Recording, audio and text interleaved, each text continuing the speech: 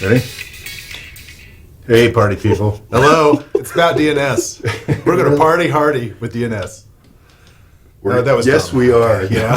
Party hardy with DNS. I'm just going to keep drinking. Yep, me too. Anywho, this is DNS stuff. I'm Lex. I'm Brig. And we are going to teach you and show you all the things about DNS you probably didn't even want to know. Yeah. But you should. Yeah, but you should. Yeah, because it helps. Absolutely. Yep, it's knowledge. Okay, jumping? Doing it? All right. We can do it. Okay. All right. So first things, we already have a lot of videos out there about DNS. We've covered a lot of topics in DNS over the last, year and a half? 2 years? 2 years? Yeah. Lots of DNS. Doesn't change a lot, so it's still relevant. Still some issues that we see quite often, but the videos that we've done are in the bonus content, so you can just feel free to peruse those. We'll refer to some of that stuff, but we're going to show you some new things that will help troubleshooting and just general help. Yep. One of the things that we do want to do, however, is recap on some of the things, because there are a lot of questions that are coming up like, hey, how do I make sure that when I'm switching between different networks that my DNS records are updating? How do I make sure that I don't have like stale records and things? So we're just going to do a brief recap of just some of the ways that you can do this. So the first thing are DHCP settings. One of the most important DHCP settings. I mean, it just starts it off right there. So with the DHCP settings, lease times, scopes. Yep. Okay. Lease times. So you go to just like properties here, lease times. Make this a reasonable amount, depending on how often you have your or how often you renew. It can be as short as a day. You can do hours if you want, depending on how many machines you have. This is one of those things where you just kind of want to test. But the most important setting is this one right here, which is the DNS tab, guys. And DNS tab, which is actually an option, but it's always dynamically update DNS records. So a client machine, such as this machine here, owns its own record until you tell DHCP to say, like, I'm actually going to control this record. Mm-hmm. And then that's the one that goes ahead and puts that into DNS and controls that. So the client no longer has control of it. So the DHCP server, when it renews or lets go of that lease, will eliminate that record out of DNS. Tells DNS, please get rid of this. There's one problem with that. One caveat with that is that if the DHCP server goes down while it's got all these records, but we'll talk about that in a little bit. The second most important thing is this discard AMPTR records when the lease is deleted. So when DHCP is done with the lease and that machine's no longer part, it will delete the forward and reverse record. Okay, just want to make sure a record and a PTR record, difference between the two. Yep. A record is a forward record, and you can have the 4A record, which is an IPv6 address. Okay. And then a PTR record is just a pointer record. So it's reverse lookup, basically. Yep. Okay. Yep. So IP address to hostname. Yep. Yep. Have those deleted. Yep. So this is like so important. Take care of a lot of your problems just setting that properly in DHCP. Yep. All right. And then let's see. What do we want to scavenging? Yep. Show scavenging really fast here. Okay. Scavenging, when it's pulling it up, has to be set in 3 places. If it's not, it's not going to work. So you have to have all 3 of these set. All right. First thing you want to do, if you right-click when you're not in advanced view, you're not going to see this. It's just a normal plain view Jane. Advanced, like you did. Yep. View advanced. Now I'm going to right-click. Now I'm going to see this. Oh, I can't do that on this one because. There we go. Let's go on the one we own. I'm not authoritative on there that one. That's right. So we'll go here. Delete this record when it becomes stale. Most often this is already checked. So this one right here, just check that. And then, so it's got to be on the record. And then the second place is it's got to be on the zone itself. So working from bottom up, record to the zone. Yep. So we're going to do aging here. Click on that. We're going to set this. And again, we've covered this in another video in greater detail. We go over times and that there, but this has to be set again. Yep. Otherwise it does not work. Yeah, you've got to have that set there. And then the last place is actually on the server. So do this on the server, properties, and where are we at? I can never remember where this is at. Do you remember? I think it's advanced. Enable automatic scavenging, right here. So it's on the advanced tab, and it's right here. Mm-hmm. So, and that's it's got to be set on all 3 areas. They all do different things. So the record allows it to become stale. And then on the zone, which says like, hey, this is what we're going to be looking for. And then on the server, which is like, we're actually going to do the scavenging. So this actually here should be checked. Like this. Should be checked. Click. Yep. There we go. We can do it. Boop. And there we go. I stole your boop. That's fine. You did steal my boop. Yep. All right. All right. So that's scavenging. In a nutshell, again, Yep. videos on it if you want to deep dive. Yep, lots of That'll details take you on about times and stuff. Also important. But Yes. Now, are certain scenarios too where you're going to have name resolution issues, and it's going to be very difficult to troubleshoot those. Because the first thing that it looks up is like, hey, my local host. So when we're doing a query or a resolution. Hey, am I local host? Nope, it's not. I'm not local host. So the second thing is it looks at is the host file. And then if the host file doesn't have any entries, then it goes to DNS, and then if DNS fails, it goes to NetBIOS. So what I did this. I decided let's go find all the host files and just compare sizes. Now, again, it's not as good as being able to read the file, which I'm sure you could do in PowerShell with the scanner in the future. But what I did was I built a scanner under Options, Profiles, Inventory. Surprise, it's hosts. All right. Edit. It's just I'm looking for the host file. Okay, and just pulling that information.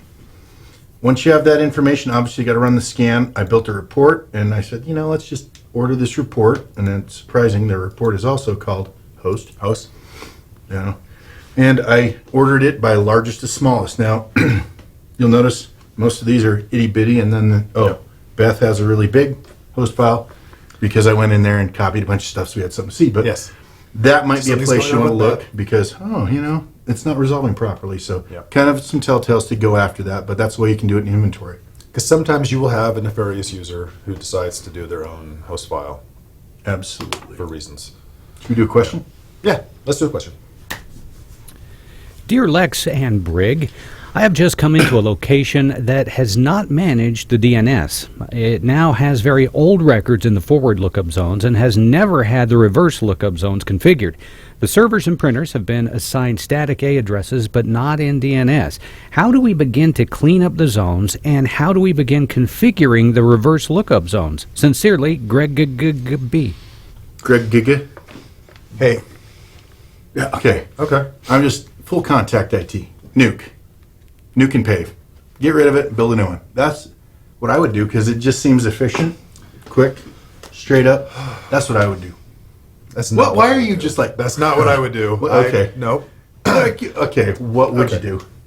Okay. So, for instance, if you wanted to do the PTR, if you wanted to do the reverse lookup zone, you would just create that manually. It's relatively straightforward, just like this.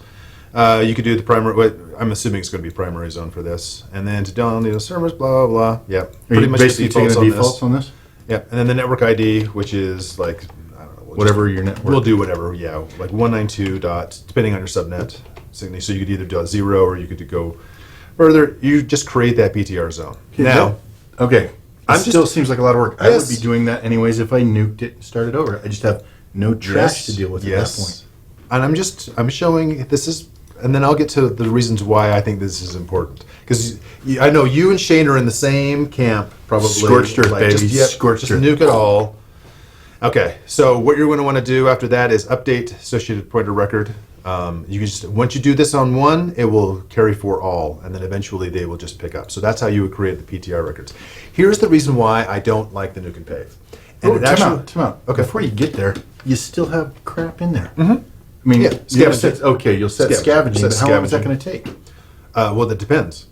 On how much junk is on what you set. You just have to be patient and just let scavenging happen. No, I'm not patient. I know you're not patient, but here's, if you'll recall, and Josh, you're aware of this, there was a DNS record that we had for a DC from many, many moons ago. This is back when we were in Deadwood. And X3435. Oh, okay. You remember it? Yeah. I remember my name. It's burned into my brain. Yes. And I actually remember this too now. Yeah, we removed that DNS record, and things broke. Stuff stopped very working. bad. Yes, stuff stopped working.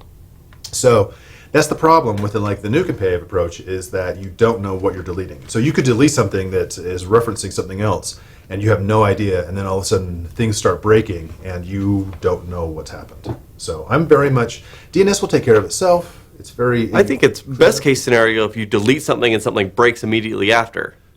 Because then you know what you deleted. But in most cases in DNS, you delete something and then it breaks weeks later. Yes, that's a good point. Yeah. You're like, I don't know. I don't know what happened. Yeah. Something could be happening. So there's two schools of thought. I would still nuke and pave and then deal with the fallout. Because, how often does that really happen? apparently often enough that he wouldn't do it. Are we sure that he doesn't have administrative access anymore? We've removed that, right? Yes. Okay. Yeah, I'll fix your DNS ago. problems. Yeah. Okay, and on the flip side, School of Thought, Nuke and Pave, you build it the way you want it from the ground up. So, I mean, pros and cons both ways. Yeah, I mean, and the thing, if you back up this, like the zone file, and we'll get into that in a little bit. If you back up DNS and zone file and things like that, you could do a nuke and pave, and then you would have a record of like, oh, okay, I know that these things Were there. were there, and obviously we need that. So, yeah, it just takes time, Tomato. and not a lot of manual work if you set up scavenging. Yeah, and Yeah. if you do the DHCP settings so that things manually update, yeah, so we're good. Should we do another question? Yeah, let's do another one. Dear Lex and Brig, what is this error? DNS probe finished NX domain. How do I fix this error? Sincerely, Rick. Sounds like alien stuff. Probe. Yeah. So in English, what that means is that wherever you got this error, send out a query for lex.com, for instance, and that DNS server said, nope, don't know what it is. have any record of that domain. That's what NX domain is, non-existent domain. So a couple of things. Could be your DNS server is wrong or not configured properly. I would try and go with like 1111 or 8888. Crazy eights for Google. Yeah. Yeah. Yep. Or See if somebody 1111 else for Cloudflare. knows what it is, yeah. Yeah. See if you can find it that way. If it's on your network, try on your phone. That's not on wireless. Just through that, try and get to the same place.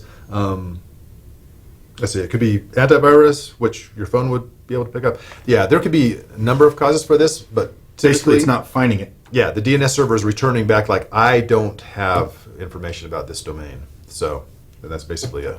So the fix for that is to test it, to troubleshoot like what could be causing that. Use different DNS servers, and then and then they just find out what it is, and then go from there.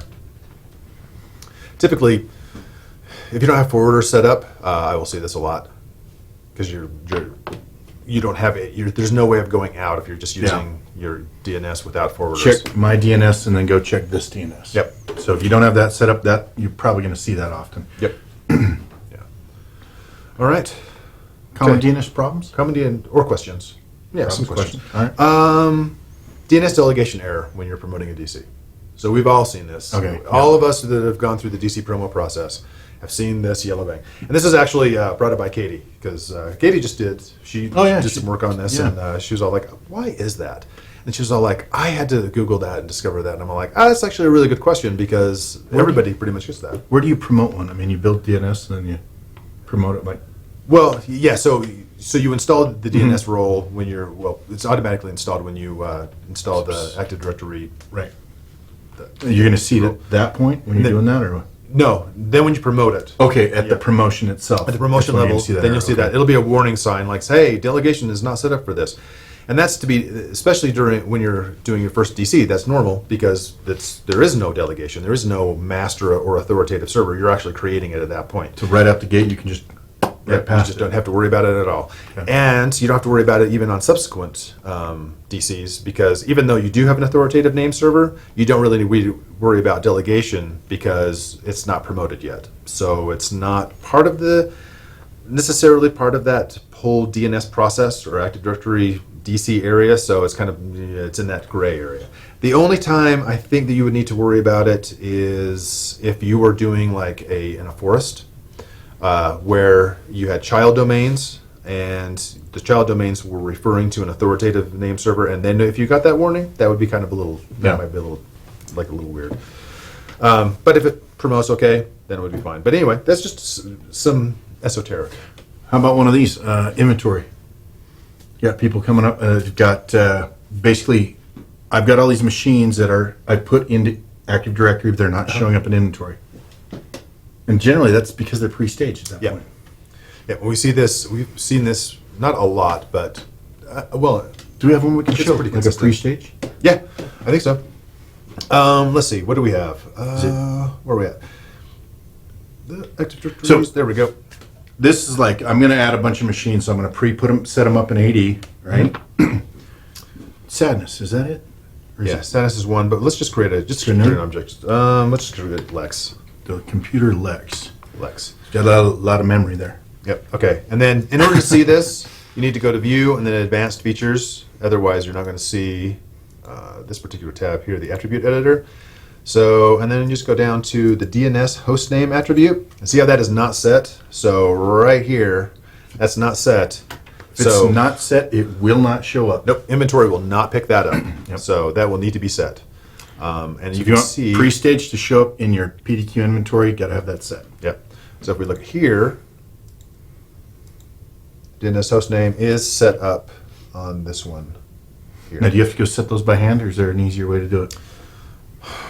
No, you could do that with a script. You could, okay. Yeah. You could always do it with a script, but these are Colby- onesie-twosies. You'd have to set them by hand. Yeah, Colby probably knows Or more about that script, than I would. I like the eyebrows go up. Like, I know what. Colby's like, yes, I can figure that out. I haven't done a whole lot with DNS and PowerShell. In my last job, I wrote a bash script to make a DNS changelog. Love that. Bash will work. I'm good with that. Love it. Yep. We're old school like that. Oh, yeah. But yeah. Old school is because we're old. This is true. All right. All right. Let's see. Conditional forwarders? Yeah. So okay. So your DNS hostname. Yeah. Conditional forwarders Okay. and stub zones. So we've talked about conditional forwarders before, and stub zones. So and it comes up like what's different about them and like why would you use them? Basically, conditional forwarders not going to work very well with inventory. We've seen this issue crop up, then go away, and then crop up again. Example of a conditional forwarder? Conditional forwarders, like I want to go to lex.com, so I go to and create a conditional forwarder. It'd be pretty much similar to this. Where's my DNS? So conditional forwarders down okay, here. okay. Yep, new conditional forwarder, and then I would just put in like that lex.com, and then anything that was supposed to go to lex.com would use that. Oh, So okay, like, okay. like so I'm going to forward all traffic there. So you're not actually using any sort of name servers or anything like that. It's just saying like, here's the server, here's a bunch of stuff, and that way you can avoid having to do like secondary zones, Okay. like transfer zones, especially if you've got a lot of traffic or you have like limited bandwidth. So there's cases for this, but most of the time forwarders are going to work better for you. Forwarders are going to work better for you. Yeah, Unless there's a or specific reason to go to or stub lex.com. zones. Or a stub zone. Stub Okay. zone, because stub zone is just like, hey, here's the authoritative name server for this. And I like stub zones better because then that way you can have like one name server and then an entire DNS infrastructure behind it. Whereas with conditional forwarders, you're kind of like saying like, this is sort of the You're kind of making a little ADB host file for it. Yeah, kind of. In Yeah. essence, kind of.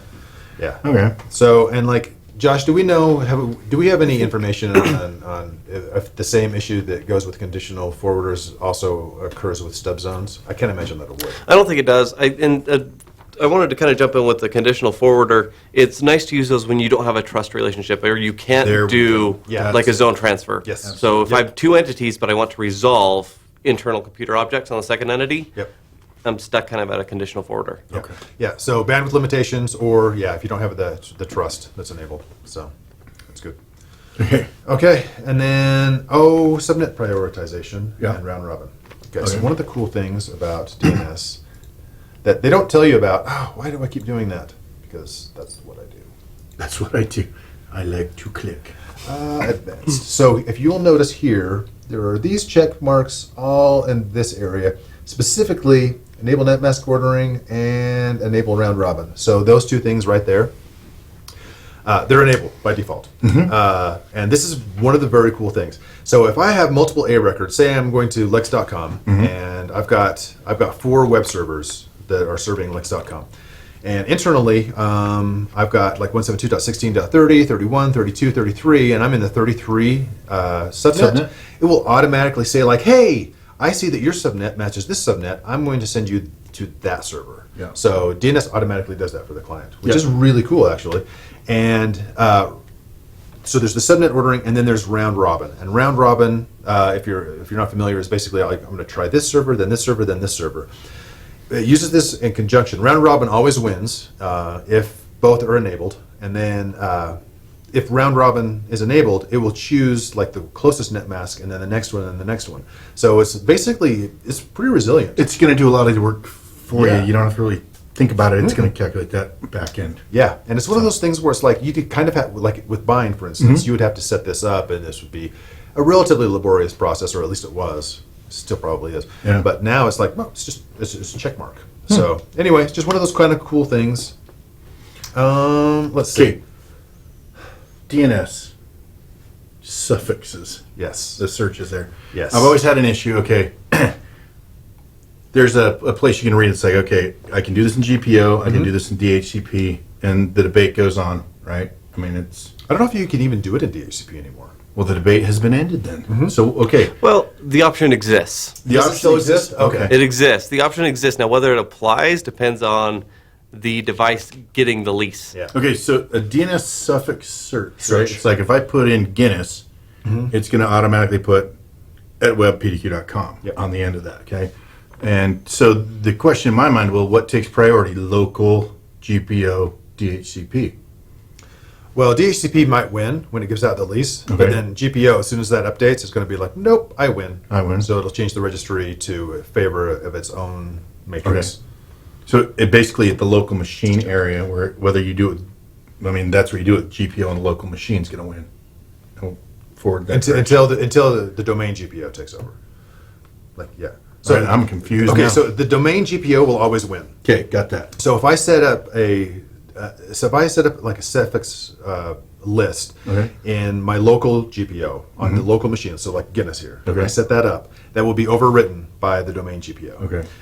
If I set it up in DHCP, it will change it until the GPO changes the registry. Okay, so on the machine. then we fight with each other. Yes. In an endless cycle of only I get a new lease. Yes. I get a new suffix order. Yes. I get a new GP force update. I get a Yep. All right. So you can see how that would cause a problem. Yeah, too. absolutely. Like if you had it set to, on DHCP and you also had a GPO, there would be, and they were different. There would be like, oh, I'm fighting. depends on Yep. when you catch it. So Yep.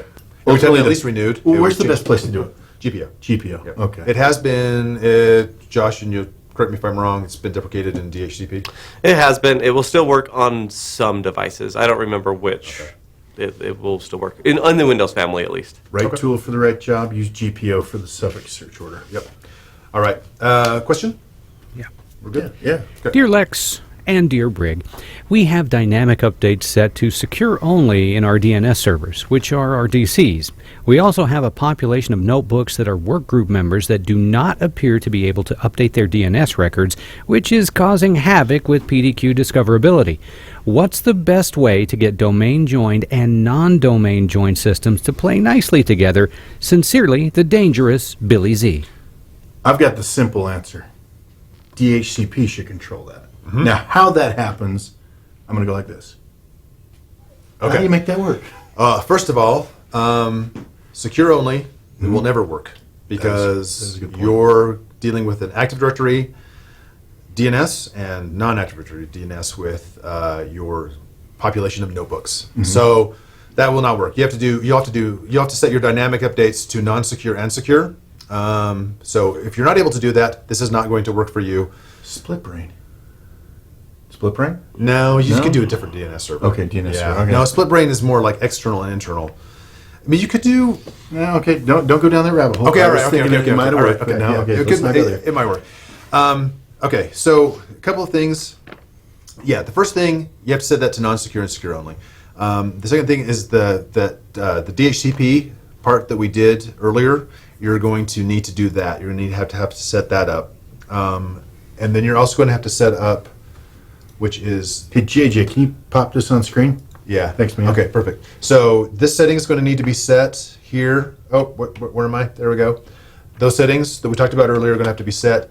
And what's the other thing? Oh, we have to set an option on here. Where is my mouse? Where did it go? There it is. Okay, thank you. Oh yeah, it's a touch screen. It's a touch screen. Why do I forget that? Even though I can draw on it, I always forget that. Okay, and then the other part that we need to set is the DHCP option. So we're going to do a scope option, and for this one, we're going to have do 15.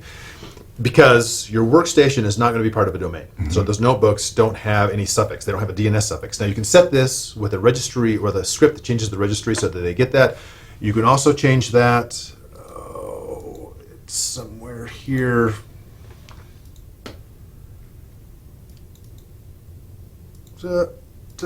You can change Right that there. here. Yep. So Okay, you that. can make that change on these machines. You want to make sure and do that one, this one, and then the suffix search order here. So you can do it that way. That's just a registry setting that you can just script out. But really, I just have DNS do it with that option 15. Yep. 15, DNS settings, yes, and that should work. But the most important thing is you're just going to have to set that to non-secure and secure dynamic updates. Otherwise, it will never It won't work play. because those notebooks are just, they're not considered secure. So I hope that answers the question. So should we do some real quick hits on zone files? Yeah. Okay. Yeah, let's do that. All right. So zone files. Zone files, for those of you that have ever used Bind or any other Yeah. Any other DNS server, period. What's the Unbound? Unbound. Yeah. Unbound use. There are zone files, actual zone files that you can see, and they are located in the Windows System 32 directory DNS. And so here is like a secondary zone. So we're just going to edit this. The great thing about this is these look exactly like the bind files from. Yes. Yeah. They are. They're all based on C. So yeah, you've got your origin, you've got your start of authority, you've got Time to your live and all that. time to live. You've got all this, the serial numbers and everything. Even though I don't agree with how they do the serial numbers because it should be. Never mind. You got your name server records, and again origin. You've got your comments, all of it. Yeah. I'm going to scroll. Scroll down. Right? Yes. You're going to have to erase that because Okay. if we go down here, Yeah. So Okay. now we've got like our There's server names, records. Yeah, we've got A all this records, stuff. server records. Like, look at all of this Active Directory stuff. Now, this is a zone that we actually transfer over from a different domain that we're doing a secondary zone transfer. So I want to say this. You can edit this. Mm-hmm. What he just circled, don't mess with that. Bad things will happen. yeah. Now, on a zone transfer file like this, a secondary zone, yeah, I can mess with this. I can change everything about it. I can delete it and everything, and then just download a new copy from Yeah, that's a good the point. original server. But if this were like an original, if this is the thing, this would be very bad to edit because you could lose like all your server records that point to certain Active Directory resources. That'd be bad. That being said, that issue about nuke and pave earlier about just destroy and rebuild, these are the files you would want to back up. Yep. So if you want like the actual official zone records, back this stuff up, keep those, and then that way you can just import them in again if you need to. Create the zone file and then just like, point it to this. So, yeah. And That's where they are. yep. If you want to play with them, great. Make backups first. Yes, make backups. But it is kind of an interesting thing just to kind of go in there and see how it works. And if you want to migrate like from Bind to Windows DNS, this is a great way of doing it very easily without having to actually manually add all of those entries. Yep. So yeah, there's all kinds of different things that you can do with that. Another question, maybe? Yeah, another question. Sure. Dear Lex and Brig, I have workstations that continually have incorrect DNS records due to IP addresses swapping due to changing between wired and wireless connections or switching between VLANs defined in Cisco Network Admission Control, NAC. I can temporarily fix the issue by running IPCONFIG/REGISTERDNS commands on workstations, but there's got to be a better way. No? Si? Posible? Sincerely, David B. All right, David. Do you know anything about network admission control? We're going to step past that Okay. because I don't know anything I about don't that. either. But Josh or Colby, either of you aware of network admission control? No. we're all A just little bit conceptually. To answer the question, it's going to be the DHCP update proxy Yeah. or letting your DHCP server own your records. It sounds like his client's still on the records.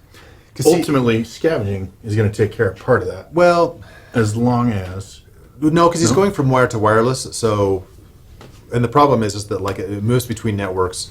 So, and we're VLANs. Really, what it comes down to, I think, is like you've got to have DNS relay set up to or DHCP relay. Yeah. Yeah, IP helper, DHCP relay, something through that network admission control should allow something about. Yeah.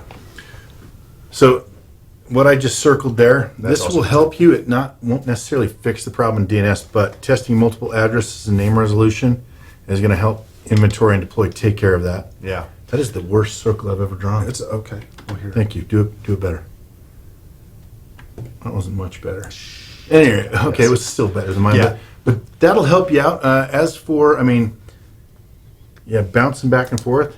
It's really got to have you've really got to have DHCP relay set up, and then you can once the DHCP relay set up and DHCP owns the records, like what we showed you before, you should be okay.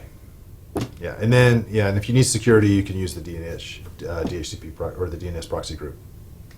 Yeah. Okay. I think you said. Is that? I feel like I'm just kind of like I don't know enough to be able to answer that. That's where I'm at. Is I'm like I need more information. How is your DHCP server set up? But There's that, but once again, the test multiple addresses will help in this case. Yep. So, all right. Yeah, that's specifically why it was designed. Exactly. Because you could wired to wireless. Yep. Yes. Yep. All right. Let's see. Forwarders. Too much of a good thing can be bad. Yeah. So let's see. Everyone sets up forwarders. Oh, that went somewhere. Where did that go? There we go. Forwarders. Okay. So we have a couple of forwarders here. We have four forwarders. This is nothing new, but what we do want to show, or at least explain, is how long before it just doesn't look at the next one in the list. Yeah. So I've seen this populated with, I've seen it full with forwarders. That's not going to really do you a lot of good.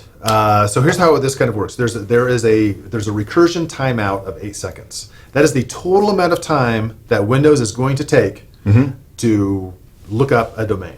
Like if it doesn't find it in 8 seconds, it's going to error out. But there's also a 3-second timeout on each forwarder. So if you do the math, there's 1, then 3, and then it adds a second. So there's 4 seconds. So after 7.5 seconds, it's not going to do anything else. So if you have more than 3 forwarders, it's not. Waste of time. Yeah. If it fails after 3, it's just going to throw an error. And the reason why that's important is you're going to get a server error rather than just I couldn't find anything error, or these forwarders aren't returning anything error. You're going to think that the problem is with your DNS server or with DNS generally, and it's not. It's something to do with like forwarding, whether it can't reach those forwarders. But yeah, so stick with the magic number of 3. 3. Yep, 3's good. Make them good ones. Don't do what we do, which is 4. But well, we have SD-WAN, so yeah, you can have 4. All right. Yeah, because if we get that down, then it probably is. All right.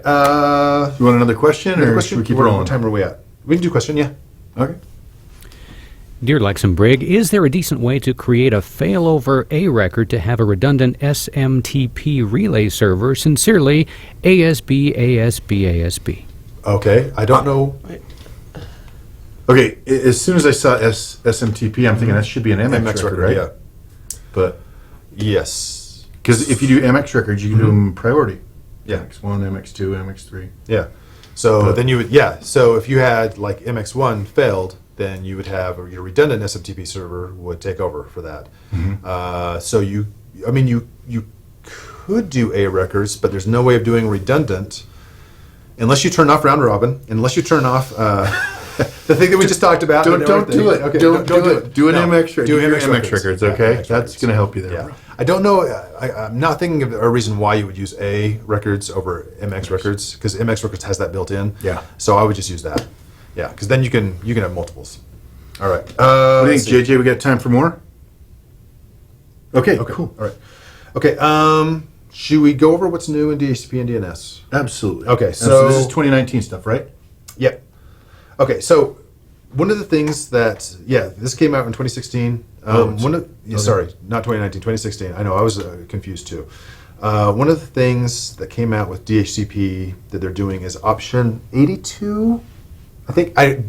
Option 82. It doesn't really matter.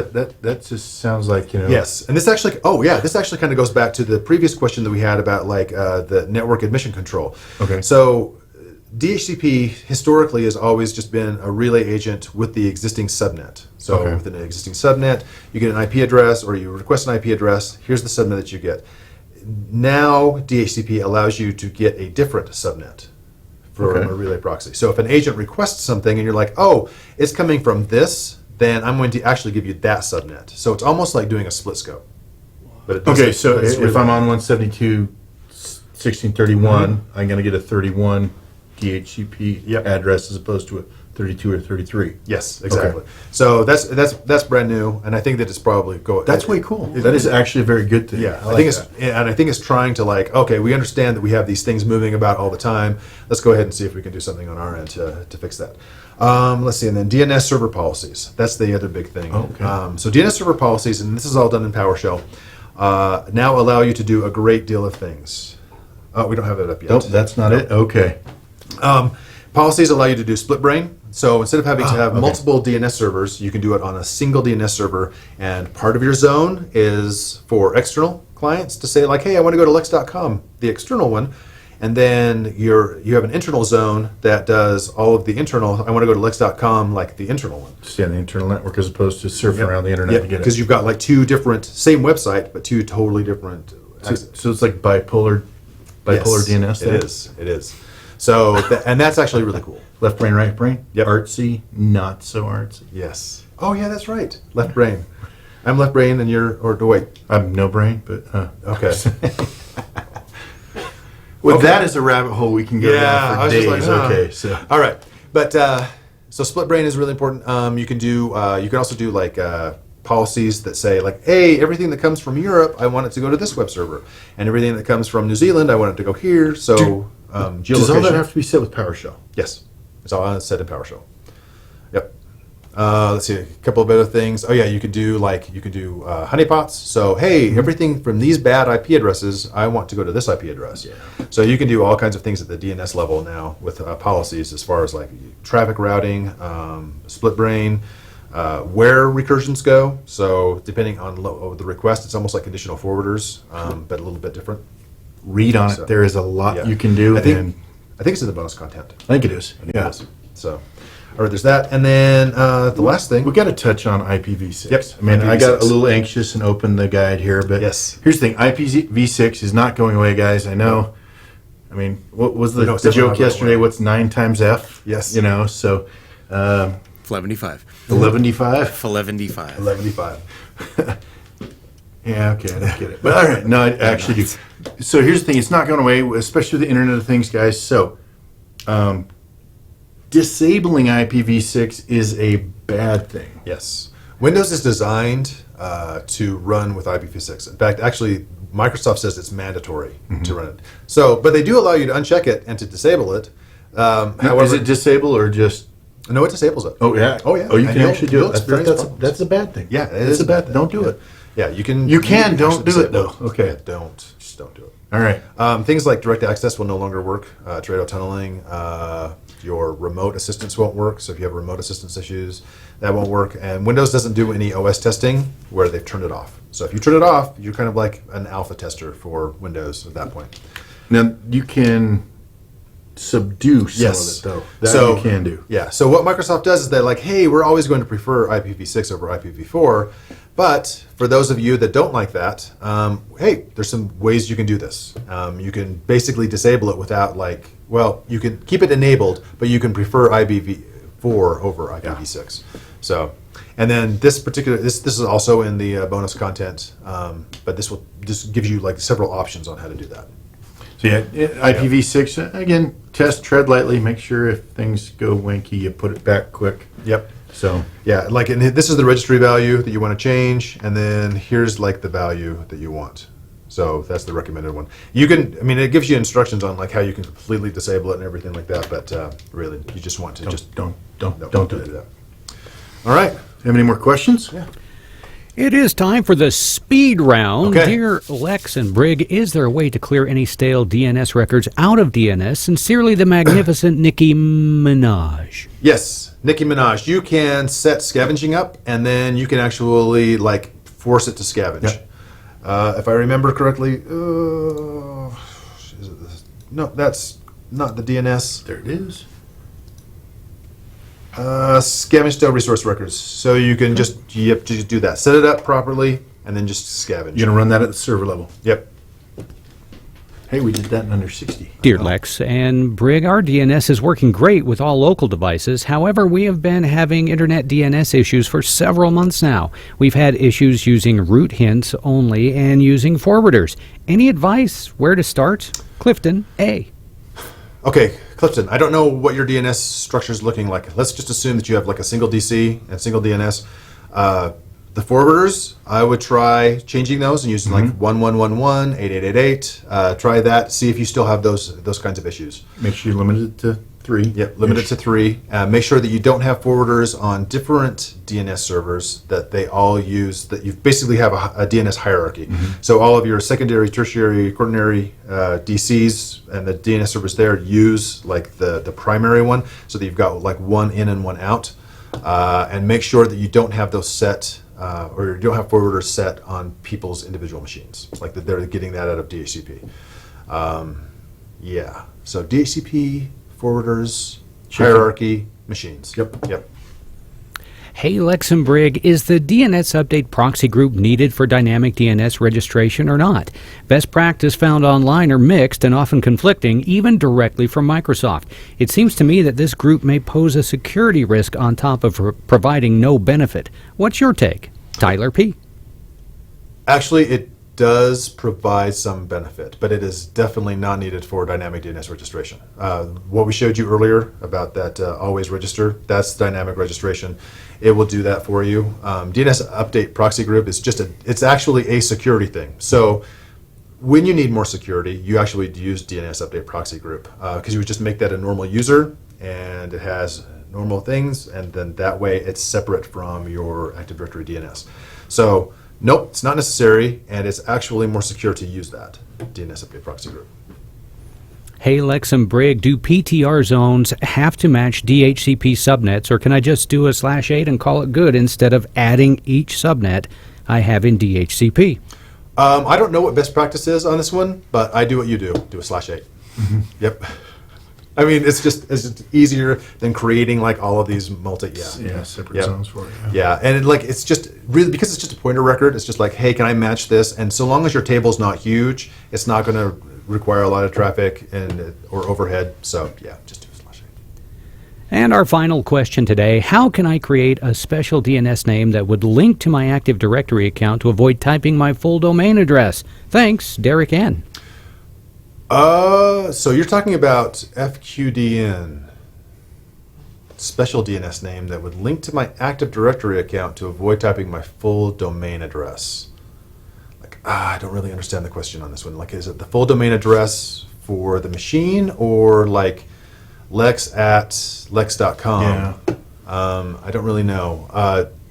Should already have, if DNS is set up properly, you shouldn't have to put in the FQDN for the machine. It should just be like, I should just be able to say Lex. If you're looking at like for your domain, that would actually. Was there a hand raised back there? I wonder if it's like suffix search list, like if that's null, That could be, yeah. Yeah, I was thinking suffix or search, like or wrong to search to non-exist. Yeah, because if you've got if you've got incorrect suffixes, or you don't have a suffix search list, and then you would have to type out the full name, especially if you're dealing with more than one domain. I would start with suffix search list. Yeah. Yep. That would be a good place to start. Yeah. If it's Active Directory, like your username, like lex@lex.com, that's set at the NetBIOS Active Directory level. So that's an Active Directory change. Yeah. But those are the only two things that I can think of. All right. Okay. All right. You make one change to DNS, everyone loses their minds. So, hey guys, thanks for watching. Yep, thanks. It's I know it's kind of a dry subject, but we covered a lot of really good stuff. Yeah. So go back and watch it. Jump in where you bonus where you content. need it. And thanks for watching. I'm Les. Yes, thanks. I'm Brig. See you guys later. Thanks for joining our webcast today. Congratulations, David B. and Greg B., winners of PDQ swag. Send us your info at webcast@pdq.com. If you have additional questions, feel free to reach out to us on our support forums. Thanks again, and we'll see you back here next week.